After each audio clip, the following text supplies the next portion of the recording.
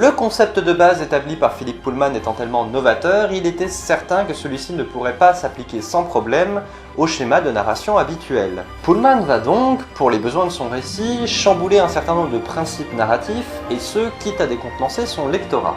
Vu tout ce que cet ancien professeur avait à dire, il n'y avait pas trop de 3 livres pour développer son intrigue. 3 livres qui, aussi étranges que ça puisse paraître, ont fait des choix littéraires sensiblement différents. D'un point de vue commercial, les auteurs ont tout intérêt à se cadrer à minima pour le premier opus de leur franchise, afin d'attirer un plus large public. Ainsi, c'est sans surprise que le premier tome de la série soit également le plus classique. Les Royaumes du Nord, ou plutôt les Lumières du Nord si on veut être fidèle au titre original, a pour but de planter le décor et de présenter les principaux protagonistes. Le ton de certaines scènes est parfois assez proche de celui de la fable, et la manière de raconter l'histoire par les yeux du personnage principal est un procédé qui a déjà fait ses preuves. La totalité du premier récit suit donc exclusivement le point de vue de Lyra, si bien qu'en plus de découvrir les Royaumes du Nord en même temps qu'elle, on n'a aucune idée de la progression des alliés et des ennemis de l'héroïne. On partage donc tantôt sa surprise, tantôt sa peur, lorsqu'elle recroise la route de l'un d'entre eux.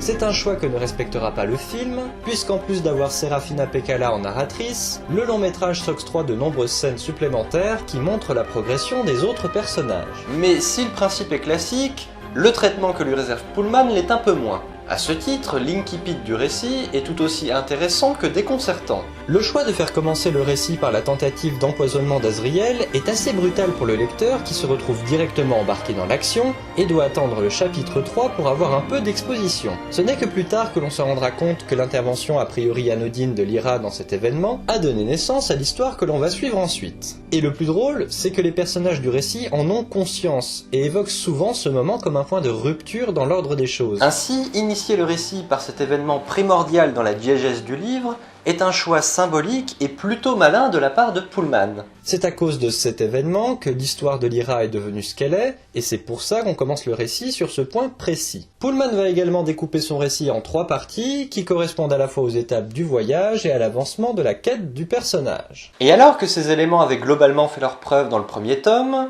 Pullman va décider de changer la recette pour le suivant. On commence le deuxième tome dans un monde inconnu en suivant un personnage tout aussi inconnu, celui de Will. On le récupère aussi dans un moment clé, également lié à l'un de ses parents, en l'occurrence sa mère, qu'il va abandonner pour partir en quête de son père, porté disparu. On pourrait penser à ce stade du récit que nous allons suivre Will de la même façon que nous avons suivi Lyra dans le premier tome. Mais il n'en est rien. Le tome 2 va partager sa narration entre plusieurs personnages, à savoir Will, Lyra, Scoresby, Pekkala ou encore Mary Malone, et passer constamment de l'un à l'autre. Le tome 3, quant à lui, va pousser encore plus loin ce principe d'éclatement, puisque pour la première fois nous allons suivre directement le camp d'en face, à savoir le Magisterium. Le comble de ce procédé est atteint lorsque Pullman va jusqu'à nous décrire la discussion d'un renard des neiges qui s'est fait attraper par un monstre des falaises. Alors bien sûr, tout ça n'est pas là que pour faire joli, et il y a bien un sens à tout ça. En fait, il y en a même 2. Le premier est pratique.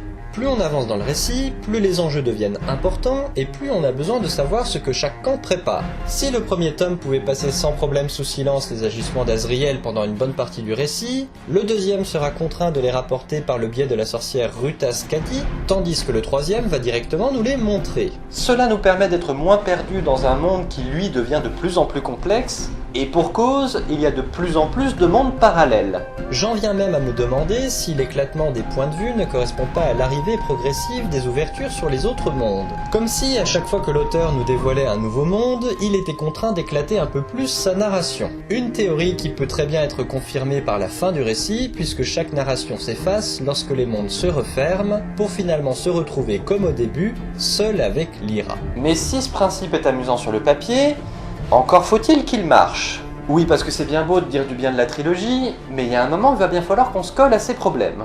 Et pour vous expliquer mon problème numéro 1, je vais prendre l'exemple du Seigneur des Anneaux. Dans le Seigneur des Anneaux, on suit Frodon, un hobbit qui va être rejoint au milieu de l'aventure par 8 autres personnages principaux. À eux 9, ils forment la Communauté de l'Anneau qui donne son nom au titre du premier tome de la trilogie. Sauf qu'au début du tome 2, les personnages se séparent et Tolkien va également décider d'éclater sa narration. On suit déjà la partie concernant Aragorn et les 6 autres membres de la communauté, et ensuite on revient à Frodon et son autre compagnon Hobbit. Sauf que si Tolkien accorde toute une partie à Aragorn, c'est parce que ça s'impose. C'est une évidence pour le lecteur qu'Aragorn va jouer un rôle primordial dans la guerre contre Sauron et qu'il est indispensable de continuer à le suivre. Et le problème dans la Croisée des Mondes, c'est que cette évidence de suivre d'autres personnages ne l'est parfois que pour son auteur. Genre Scoresby, pourquoi il faut que je suive Scoresby ? Il n'était pas spécialement important dans le 1, et il joue a priori un rôle assez minime dans ce grand univers. Sa fonction dans le premier tome, c'était d'être un adjuvant, pas un moteur de l'intrigue. Donc déjà, c'est pas très engageant pour le lecteur, mais ça va s'ajouter à un autre problème, l'absence de but. Je reprends encore une fois l'exemple du Seigneur des Anneaux pour être bien clair. Le personnage de Frodon a toujours un but. Au début de la quête, il a des buts intermédiaires. Retrouver Gandalf, arriver chez les elfes, et une fois que le récit est lancé, Frodon a une mission précise. Il doit jeter l'anneau unique dans les flammes du Mordor. Il pourra se greffer beaucoup de péripéties sur ce segment, mais on a toujours un même but, un même objectif à atteindre. Chose que l'on n'aura pas de manière systématique dans la Croisée des Mondes. Que ce soit Scoresby, Mary Malone ou encore Will et Lyra dans la première partie du tome 2, tous ces personnages avancent à l'aveuglette. Et il n'y a rien de plus chiant pour un lecteur que de suivre un personnage qui ne sait pas où il va. La source de ce problème, c'est que Pullman veut retranscrire dans son récit des parcours initiatiques.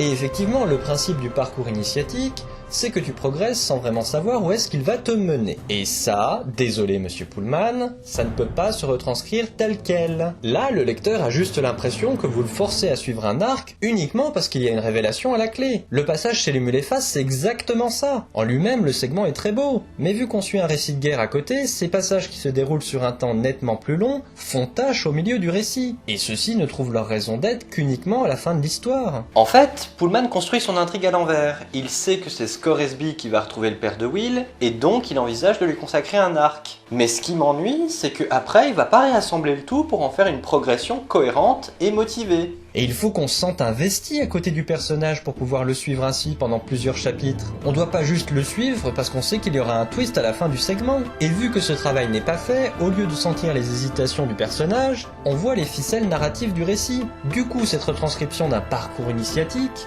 bien qu'elle soit originale sur le principe, ne fonctionne pas toujours dans la pratique. On a vraiment l'impression que le héros avance uniquement parce qu'il faut qu'il avance dans le récit. Et c'est vraiment ce genre de maladresse qui m'a un peu gâché la progression de l'histoire. Tout ça c'est contre-intuitif, c'est trop forcé.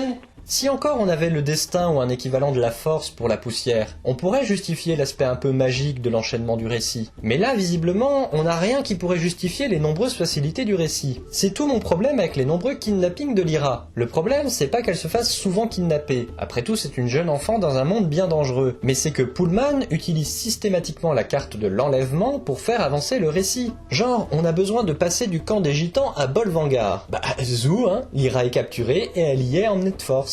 C'est pareil pour aller chez Yofour. Et alors dans le genre péripétie forcée, je crois que la pire ça reste quand même la mort de John Parry. Le mec se fait quand même tuer par une sorcière qui a tellement pas été développée que je mets au défi quiconque qui a lu le livre pour la première fois de se souvenir de son nom. On a juste établi au détour d'une phrase qu'elle l'a aimé et qu'elle a envie de le tuer. Et hop, quand Parry retrouve finalement Will, ça débarque comme un cheveu sur la soupe. Pourquoi ? Mais parce qu'il fallait tuer le père de Will à ce moment du récit. Et aussi parce que Pullman nourrit une certaine thématique. Oui, parce que l'idée c'est que Will ne comprend pas le meurtre de son père parce qu'il n'a pas encore connu l'amour. C'est pas une mauvaise idée, mais c'est tellement mal amené que l'incompréhension de Will, ici, elle est parfaitement justifiée. En fait, le personnage qui décrirait le mieux Pullman sur ces questions de narration, eh bien c'est justement Will. Comme Will avec son couteau, Pullman expérimente plein de nouvelles choses pour le bien de son récit et sans réaliser les conséquences de ses choix. Parce que si effectivement Pullman a à peu près réussi à construire un parcours initiatique cohérent pour Lyra, un parcours qui tourne sur le passage de l'enfance à l'adolescence, il y a quand même quelques points qui posent problème. C'est bien simple, je crois qu'on a un problème avec la totalité du début du tome 2. On finit le tome 1 sur Lyra qui, après la mort de son ami, se décide à passer dans un autre monde pour découvrir la poussière. Et ça va stagner pendant tout le premier tiers du récit. Lyra avance complètement à l'aveuglette, sans aucun plan, et elle a pas l'air de s'en soucier plus que ça. De même, elle n'a pas l'air tant préoccupée par la mort de son ami Roger. Un choix étrange qui aurait pourtant bien rendu service pour justifier sa motivation soudaine pour Roger dans le tome 3. Mais même la rencontre avec Will... Ça semble un peu fortuit. Surtout que c'est pas Azriel qui est à l'origine de l'ouverture dans son monde. Et ça patine. Les personnages font du surplace, et on a l'impression que tout ce qu'ils font à côté sont des tâches annexes. Et c'est pas aidé par la traduction française. Je m'étais gardé exprès cette partie sur la traduction pour pouvoir vous expliquer mon problème avec le début du 2. Si l'ensemble de la traduction de La Croisée des Mondes est plutôt bien assuré par Jean Hesch, on notera une certaine liberté pour la traduction des titres. Et c'est pas forcément une mauvaise chose. Si effectivement on perd la référence à Milton et le côté littéraire en passant de His Dark Material à La Croisée des Mondes, on met quand même en avant le concept clé de la trilogie. Pas de problème non plus pour la traduction du premier tome, vu qu'on passe du but à l'environnement exploré. Enfin, je dirais même que Le Miroir d'Ambre est un titre plus intéressant que The Amber Spyglass, littéralement la longue vue d'Ambre, puisque là où ce dernier ne fait référence qu'au Mulephas, le premier peut également faire référence au monde des morts. Mais alors la Tour des Anges? Non. Juste non. Le titre original, c'est The Subtle Knife, soit le poignard subtil, ce qui est déjà plus logique que cette pauvre tour qu'on croise qu'une ou deux fois dans le récit. Et là où c'est important, c'est que ça donne quand même un indice sur la direction de l'intrigue. Ainsi, si on avait eu une traduction littérale, l'esprit du lecteur se serait réveillé lorsque Lord Boreal parle du poignard pour la première fois. Mais là, très honnêtement, j'en avais rien à foutre. Toute cette quête autour du poignard ne me semblait être qu'une péripétie secondaire, en attendant qu'on puisse récupérer la léthiomètre. Vous voyez comme quoi une simple traduction peut avoir de lourdes conséquences sur la manière d'appréhender le récit. Et puisqu'on en est à parler du poignard subtil, on va parler d'un dernier problème, promis, après celui-là j'arrête, le problème des artefacts. Pullman a à nouveau fait un choix risqué en confiant les deux artefacts les plus puissants de son univers à ses deux protagonistes enfants. Protagonistes enfants qui se distingueront justement par une maîtrise unique de ces instruments, que ce soit le poignard pour Will et la léthiomètre pour Lyra. Et ces deux objets vont à plusieurs reprises dans le récit résoudre des situations de manière assez miraculeuse. Et c'est cheaté. Sauf que cette fois-ci, Pullman en a conscience. Il va donc essayer de contenir le pouvoir de ces objets avec des règles ou des situations particulières, comme le vol de la léthiomètre ou la destruction du poignard, afin de limiter la progression des personnages. Sauf que si globalement c'est bien fait pour le poignard subtil, même s'il ne joue aucun rôle dans le combat final contre l'autorité, c'est beaucoup plus compliqué pour la léthiomètre. Parce qu'au terme d'un long apprentissage, Lyra parvient à le déchiffrer et à obtenir des réponses très claires à ses questions. Et quand je dis très clair, je n'exagère rien puisqu'elle arrive même à obtenir des données chiffrées, et ce alors que la léthiomètre n'est composée que de symboles. À partir de ce moment, on ne comprend pas pourquoi elle ne l'utilise pas plus souvent. C'est pas comme si les messages pouvaient être codés ou trompeurs, comme c'est le cas pour les autres personnages qui n'ont pas le don de Lyra. Non, ils sont complètement limpides. Donc pourquoi ? Parce que sinon le récit avancerait trop vite. Et c'est absurde. Pourquoi elle a pas demandé pour le père de Will ? Après tout, elle avait bien pris le temps de répondre au test du consul, ça prend que 2 minutes. Et surtout, pourquoi elle ne s'en sert pas comme guide quand elle est perdue ?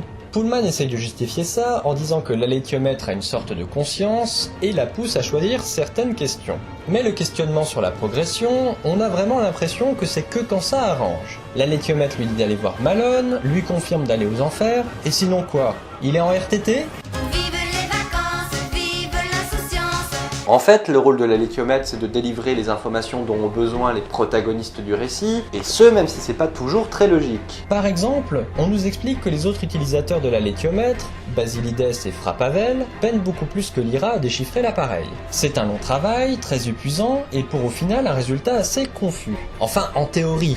Parce que plus la fin approche, plus Basilides et Frappavel auront des résultats précis. Et ils ont besoin d'avoir ces résultats précis parce que plusieurs personnages doivent savoir ce qu'il se passe dans les autres camps pour agir en conséquence. Sauf qu'encore une fois, rien n'explique que la lecture devienne soudainement si limpide. Genre le coup de la bombe, comment Basilides a-t-il réussi à être aussi bien renseigné quelques heures après l'incident sur le barrage ? Ça, Pullman s'en fiche. Ce qui importe pour lui, c'est que Coulter sache que sa fille est en vie, pour qu'ensuite elle puisse se sacrifier face à Métatron. Et toutes ces maladresses et ces passages en force sont le prix à payer pour qu'on puisse avoir un récit à la hauteur des ambitions de Pullman.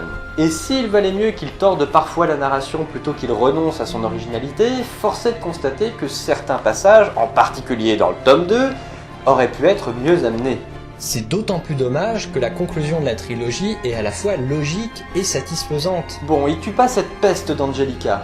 Ah mais sinon la fin est très bien, hein. Et si je chipote sur l'intrigue, l'adaptation du concept dans le style d'écriture est quant à lui irréprochable. Pullman a choisi pour sa trilogie un style très fleuri qui est en grande partie à l'origine du décernement du prix littéraire anglais Whitbread pour le 3e tome de la saga. J'ai l'impression que le style de Pullman a découragé une partie des plus jeunes lecteurs, mais personnellement, du haut de mes 22 ans, ça n'a pas été le cas. Attendez de lire du Tolkien, pauvre malheureux. Je dirais même que Pullman trouve un bon compromis entre un style riche et un style malgré tout adapté à la progression d'un récit. Un style qui trouve effectivement son apothéose dans le dernier tome de la franchise. Comme beaucoup, j'apprécie le travail de citation dans le dernier volume, notamment la phrase de l'évangile de Saint Jean qui semble avoir été écrite pour le livre. Ah, et d'ailleurs, à tous les détracteurs de Pullman sur les questions religieuses, vous avez vu quand même qu'il cite la Bible dans son livre? Enfin, je m'émerveille aussi sur les passages du songe de Lyra, qui eux coïncident parfaitement avec la progression des chapitres. En fait, si je devais vraiment chipoter, je dirais que parfois il y a une certaine paresse sur le choix des titres des chapitres.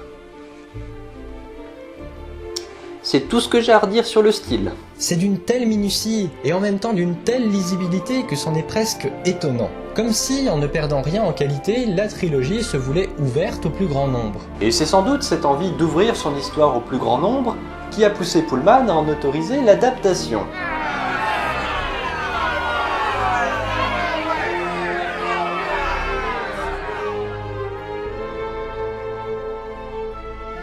But there's one thing that people need, whose effects are not as evident, not as visible.